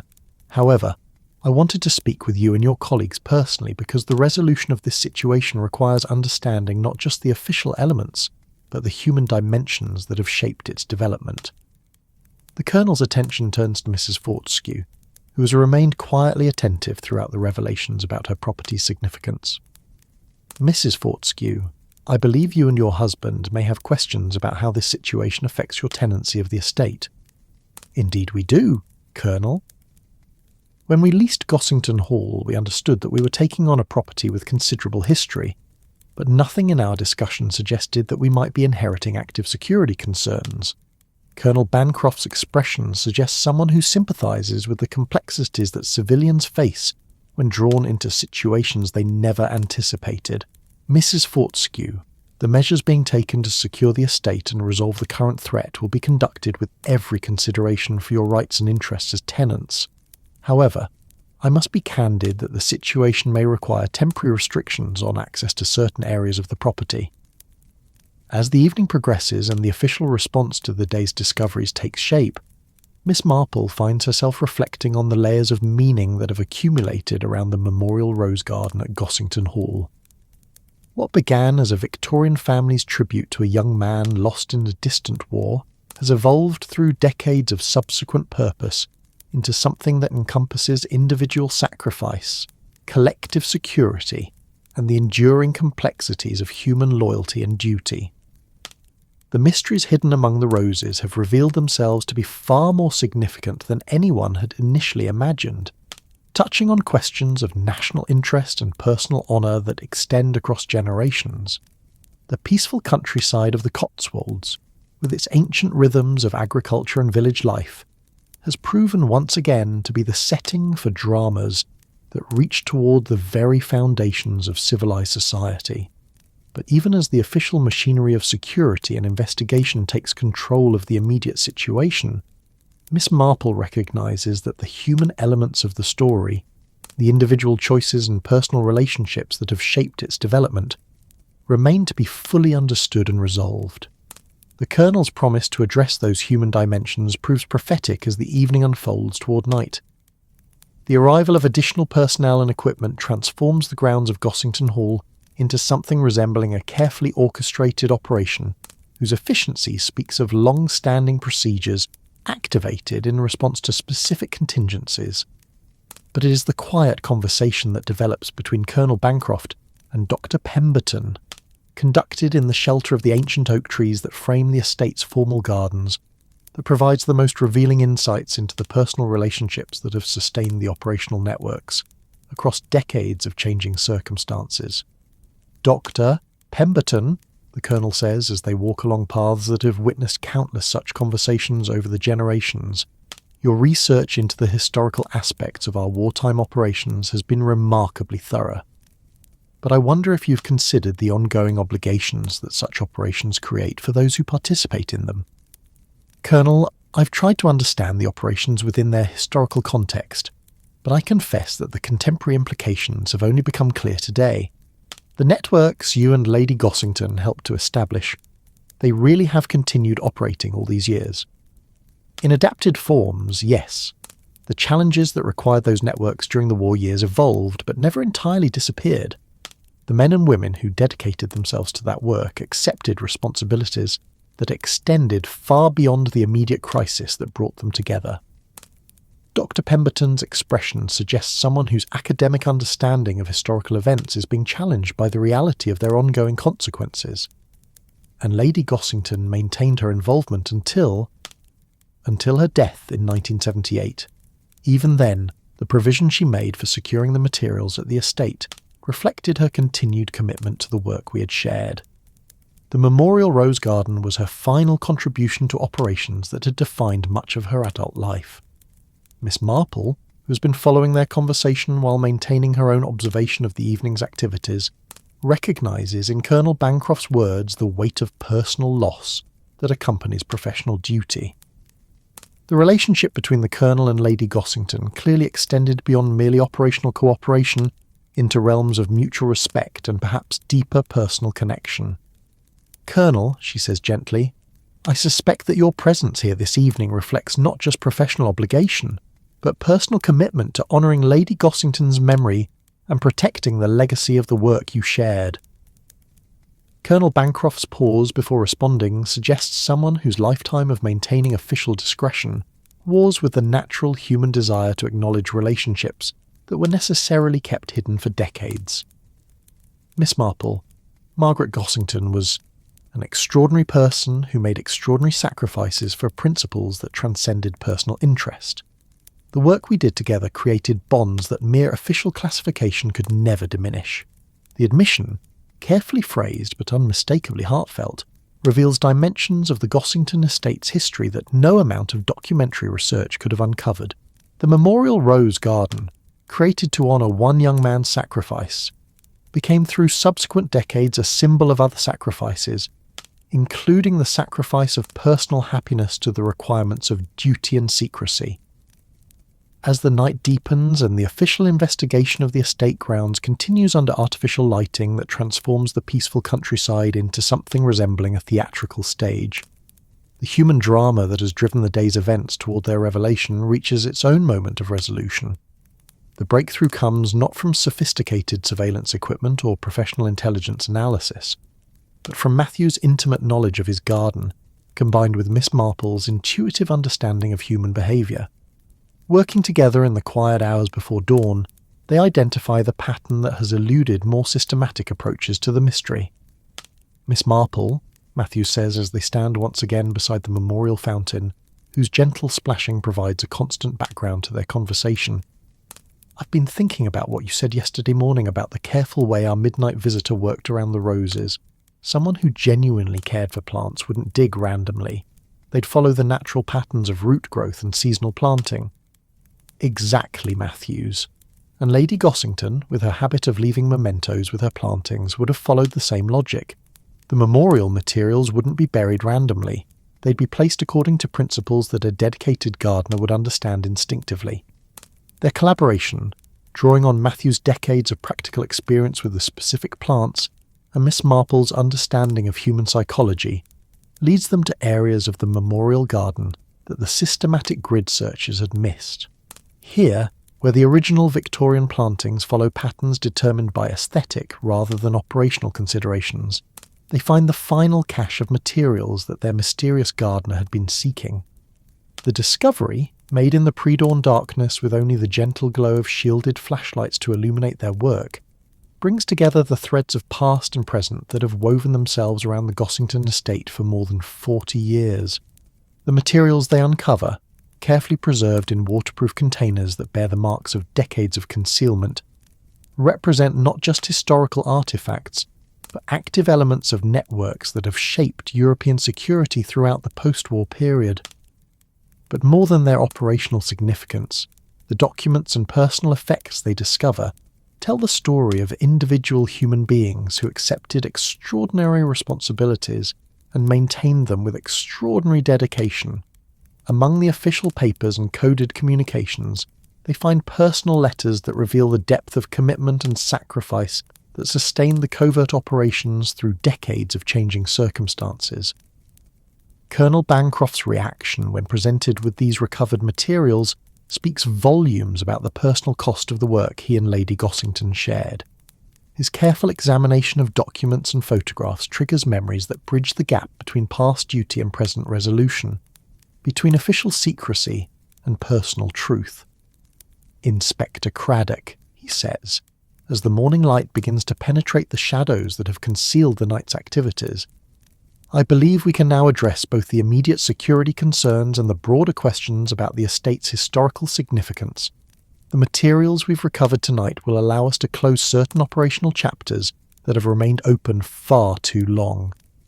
The resolution that emerges from their night's work satisfies both the requirements of contemporary security and the obligations of historical memory. The active elements of the intelligence networks can be properly secured or officially retired, while the historical materials can be preserved for future researchers who will study this period when current classification restrictions no longer apply. For Miss Marple, the investigation that began with the simple observation of someone leaving a garden in unusual haste has revealed itself to be a meditation on the nature of duty, memory, and the ways in which past obligations continue to shape present realities. The Memorial Rose Garden at Gossington Hall will continue to bloom each summer, its beauty serving as both tribute to those who have sacrificed for larger purposes and reminder that beneath the peaceful surface of English village life flow currents of history whose depths cannot always be measured or understood. As the participants in the night's drama prepare to return to their more ordinary occupations, each carries with them new understanding of the complexities that connect individual lives to the broader movements of history. The mysteries hidden among the roses have yielded their secrets, but those secrets have brought with them recognition of the ongoing responsibilities that accompany knowledge of how societies preserve themselves through the dedication of individuals willing to sacrifice personal comfort for collective security. The morning that follows brings with it the restoration of routine that allows communities to absorb and integrate experiences that temporarily disrupted their normal patterns. St Mary Mead awakens to find that the extraordinary events at Gossington Hall have been resolved with the quiet efficiency that characterises truly professional operations, leaving behind only subtle changes in the village's understanding of its own place in larger historical currents. Miss Marple's return to her cottage and the familiar rhythms of domestic life provides opportunity for reflection on the layers of meaning that the investigation has revealed. The rose garden where their discoveries began will continue to serve its memorial function, but now that function encompasses recognition of sacrifices that extend far beyond the young soldier whose death originally inspired its creation. The telephone call that interrupts her morning tea comes from Inspector Craddock, whose voice carries the satisfaction of someone who has successfully navigated complexities that initially seemed to exceed his professional preparation. "Miss Marple, I wanted to thank you for your assistance throughout this investigation. Your insights proved crucial at several key moments, and I suspect we would still be puzzling over the significance of those paper fragments if you hadn't guided our thinking toward the human elements of the story. Inspector, I believe the real insight came from recognizing that gardens, like communities, accumulate layers of meaning over time. Understanding what people have hidden requires understanding why they felt the need to hide it, and what they hoped would eventually be found." "Well said, Miss Marple. Colonel Bancroft asked me to convey his particular appreciation for your discretion throughout the investigation. He mentioned that the resolution of this situation allows certain long-standing obligations to be properly concluded.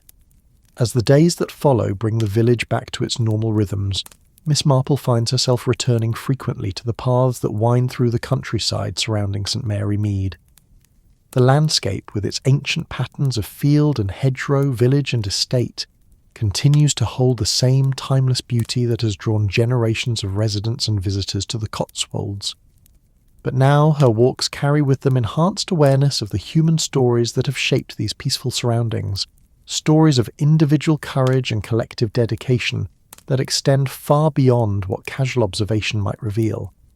The memorial rose garden at Gossington Hall, when she passes it during her rambles, blooms with the same beauty it has offered for decades, but that beauty now encompasses recognition of all the forms of sacrifice that have contributed to the peace and security its tranquility represents. The mysteries hidden among the roses have revealed themselves to be fundamentally about the nature of memory and obligation, about the ways in which past commitments continue to shape present realities, and about the quiet heroism of individuals who accept responsibilities that extend far beyond their immediate personal interests. In discovering those mysteries, Miss Marple and her companions have participated in their own small way in the ongoing work of understanding how societies preserve themselves through the dedication of citizens willing to serve purposes larger than themselves. The rose garden blooms, and blooms, and blooms again, its eternal cycle of renewal serving as both memorial to specific sacrifices and celebration of the human capacity for dedication to principles that transcend individual concerns. In the gentle Cotswolds countryside, where time moves with the measured pace of seasons and centuries, the stories hidden among the roses continue to unfold, revealing new layers of meaning to those who take the time to look beneath the surface of everyday beauty and find the extraordinary human dramas that have shaped the places we call home. As evening settles once more over the village of St Mary Mead, Miss Marple concludes her reflections on the investigation that began with such simple observations and revealed such complex truths. The mysteries of the memorial garden have been solved, but the deeper mysteries of human nature and historical obligation continue their eternal dialogue with the questions that each generation must answer for itself. The roses will bloom again next spring, carrying forward their tribute to all those who have sacrificed for larger purposes, their beauty serving as both memorial and inspiration for future generations, who will face their own moments when duty and personal interest must be weighed against each other. In the peaceful English countryside, where ancient stones and growing things create continuity across centuries of change, the stories of human dedication continue to unfold, waiting for those with eyes to see and hearts to understand the profound connections that link past sacrifice to present peace. In the weeks that follow the resolution of the Gossington estate mystery, the village of St Mary Mead settles back into the gentle rhythms that have sustained it through generations of change and continuity. The extraordinary events that briefly transformed the peaceful countryside into a stage for historical revelation fade into the comfortable category of stories that will be told and retold in the village pub and at garden gates for years to come. Miss Marple, returning to the pleasant routines of village life, finds that her morning walks now carry with them enhanced appreciation for the layers of meaning that accumulate in familiar places over time. The path that leads past Gossington Hall's garden walls continues to offer the same views of rolling hills and ancient hedgerows, but those views now encompass awareness of all the human dramas that have played out among these peaceful surroundings. The memorial rose garden, when she glimpses it through the reopened gates during her rambles, has returned to its primary function as a place of beauty and contemplation. Matthews tends the plants with the same dedicated care he has shown for decades, but now his work carries with it the satisfaction of someone who has contributed to preserving both horticultural beauty and historical truth. Dr. Pemberton's research, enriched by the materials recovered during their investigation, will eventually contribute to a more complete understanding of the civilian networks that supported Britain's survival during its darkest hours. The Historical Society's archives now contain documentation that bridges the gap between official records and lived experience, ensuring that future scholars will have access to the human stories that gave meaning to larger historical movements. Colonel Bancroft's final visit to the village, conducted quietly and without the official entourage that marked the investigation's climax, provides closure to personal relationships that had been shaped by decades of necessary secrecy. His private conversation with Miss Marple, conducted in the peaceful setting of her cottage garden, acknowledges the role that individual insight and community wisdom played in resolving a situation that might have had far more troubling consequences. "Miss Marple," he says as they sit among her own carefully tended roses, "I wanted to express my personal gratitude for your assistance in this matter. Your ability to see connections that eluded more systematic approaches proved crucial to understanding what was really happening at the estate." Colonel Bancroft: "I think the real insight came from recognizing that people don't change as much as we sometimes imagine. The same qualities that led Lady Gossington to dedicate herself to important work during the war years would have guided her choices about how to preserve that work's legacy. Understanding the person helped us understand the puzzle." "Indeed. And your observation about the gardener's careful approach to the excavation, someone who genuinely cared for plants wouldn't damage them even while pursuing other objectives, that insight led us directly to the solution." Their conversation, conducted in the drowsy afternoon warmth of an English summer that seems reluctant to yield to autumn's advance, encompasses both the specific details of their recent investigation and the broader questions about duty, memory and community that such experiences inevitably raise. The Fortescues, after a brief period of uncertainty about their continued tenancy of Gossington Hall, have decided to remain at the estate. Their initial concerns about inheriting property with complex security implications gave way to appreciation for the historical significance of their temporary home and respect for the sacrifices that its history represents. Mrs. Fortescue's growing interest in the gardens, encouraged by Matthew's patient instruction and Miss Marple's gentle guidance, has led to her adoption of Lady Gossington's tradition of leaving small mementos among the plantings. These new additions to the garden's accumulating layers of meaning will, in their turn, become part of the stories that future generations discover when they take the time to look beneath the surface of familiar beauty. Charles Fortescue's business interests, which initially seemed to have no connection to the estate's wartime history, have developed in directions that honour the legacy of those who used commercial activities to support vital national purposes. His growing involvement in charitable organisations that assist veterans and support historical preservation reflects recognition that privilege carries with it obligations to serve larger purposes than mere personal success. The village itself, enriched by its brief encounter with dramatic history, has absorbed the experience into its collective memory without losing the essential tranquility that makes it a place where people choose to build their lives. The residents of St Mary Mead now carry with them enhanced awareness of the extraordinary individuals who have lived among them and the significant events that have shaped their peaceful surroundings. Matthews continues his work in the gardens at Gossington Hall with renewed purpose, understanding now that his careful tending of plants and detailed observation of natural cycles contributes to preserving not just horticultural beauty, but historical truth. His observation logs, once again secure in the potting shed where they belong, continue to record the daily details that help communities understand their place in larger patterns of change and continuity. The seasonal cycle that governs all life in the countryside continues its eternal progression, carrying forward the stories and meanings that each generation adds to the accumulated wisdom of place and community.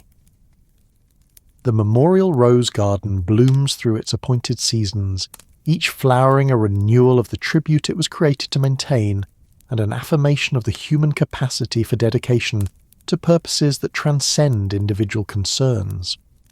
As autumn advances toward winter, and the roses prepare for their period of dormancy before next year's renewal, Miss Marple finds herself reflecting on the nature of mysteries and their resolution. The investigation that began with such simple observations, someone leaving a garden in unusual haste, revealed itself to be fundamentally about the persistence of human values through changing circumstances and the ways in which individual choices echo through decades of subsequent history. The paper fragments they discovered among the roses, now properly archived and their secrets appropriately protected or revealed, represented more than mere documentary evidence. They were testimonies to the quiet heroism of ordinary people who accepted extraordinary responsibilities when their communities and their values required such service. The memorial garden itself, in all its layered beauty and accumulated meaning, stands a symbol of the truth that meaningful human achievements require both individual dedication and collective support. Lady Gossington's wartime service, sustained by networks of cooperation that extended throughout the peaceful countryside, demonstrates the way communities preserve themselves through the willingness of their members to serve purposes larger than personal interest. Inspector Craddock's successful navigation of an investigation that expanded far beyond his initial expectations reflects the importance of maintaining institutions that can bridge local concerns with national requirements. His collaboration with specialists whose expertise encompassed areas he could never have anticipated demonstrates the value of professional flexibility and willingness to learn from unexpected sources. The Christmas season that follows brings with it the annual renewal of traditions that connect present communities with their historical foundations. The village church, where memorial plaques honour generations of residents who served their country in various capacities, now includes recognition of civilian contributions that were previously known only to those who shared in their secrets. Miss Marple's participation in the Christmas festivities carries with it enhanced appreciation for the continuity that sustains communities through changes that might otherwise fragment their essential character. The carols sung in the ancient church encompass both specific memories of recent discoveries and timeless celebration of the human capacity for hope, service, and renewal. The new year that approaches promises continuation of the gentle rhythms that have sustained St Mary Mead through centuries of change while remaining fundamentally true to the values that make it a place where people choose to build meaningful lives. The investigation of the Gossington estate's mysteries has become part of the village's collective memory, enriching rather than disrupting its essential character. Dr. Pemberton's ongoing research, now enhanced by access to materials that were previously unknown to academic scholarship, continues to reveal new understanding of the civilian networks that supported Britain's wartime survival. Her work ensures that the sacrifices and achievements of people like Lady Gossington will be properly recognised by historians and appreciated by future generations who benefit from their dedication. The spring that follows brings with it the annual renewal of the Memorial Rose Garden, as bulbs planted decades ago by Lady Gossington emerge once again to celebrate the arrival of another growing season. The continuity represented by these returning flowers encompasses both specific memory of individual sacrifice and general celebration of the natural cycles that sustain all life. Miss Marple's morning walks, as the days lengthen and the countryside awakens from winter's rest, carry with them the satisfaction of someone who has contributed to resolving mysteries that honour both past achievements and present responsibilities.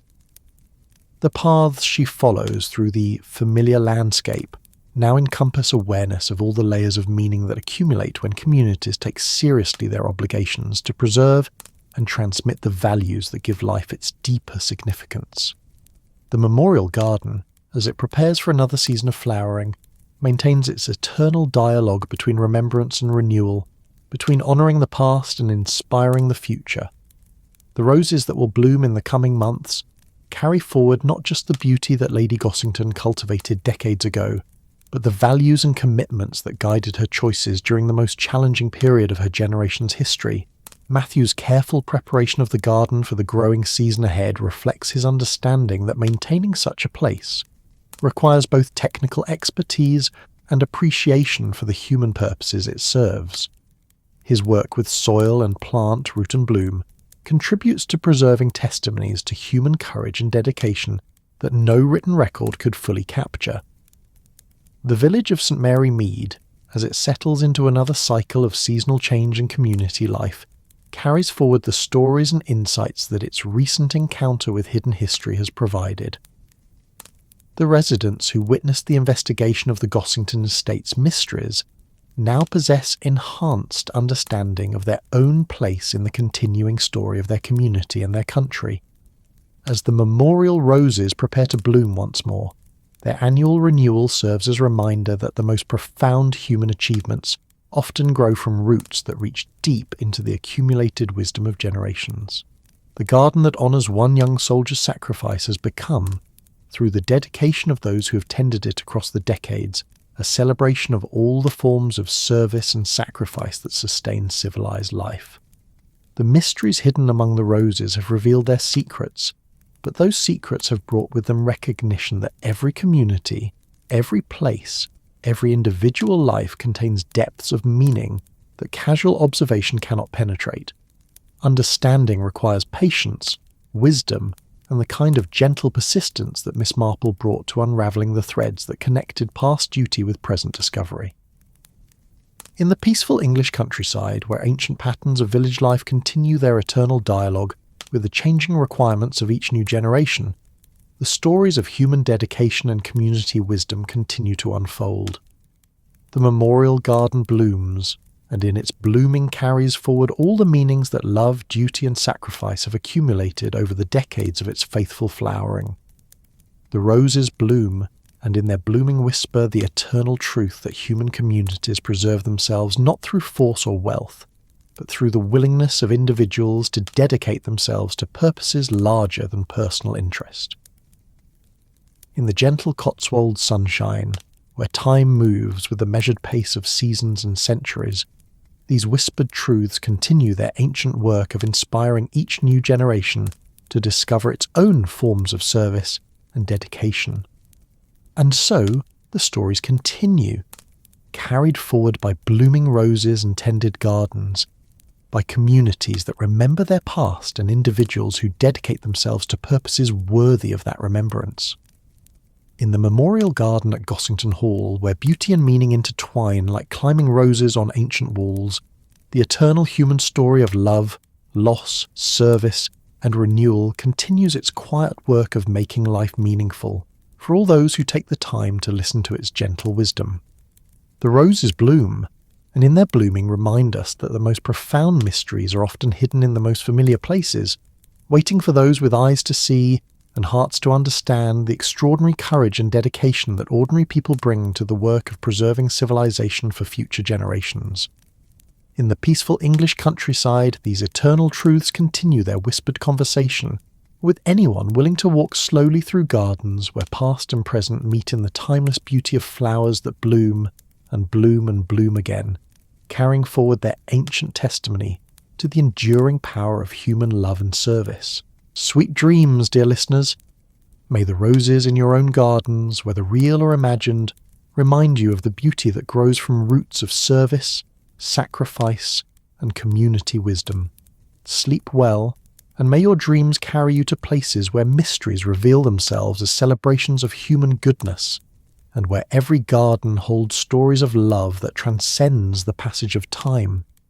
Rest now in the gentle embrace of countryside peace, where ancient stories whisper their eternal truths to any heart willing to listen, and let the mysteries of the memorial roses carry you softly into dreams where all secrets are revealed as celebrations of the human capacity for dedication, courage, and love that endures across all the seasons of time.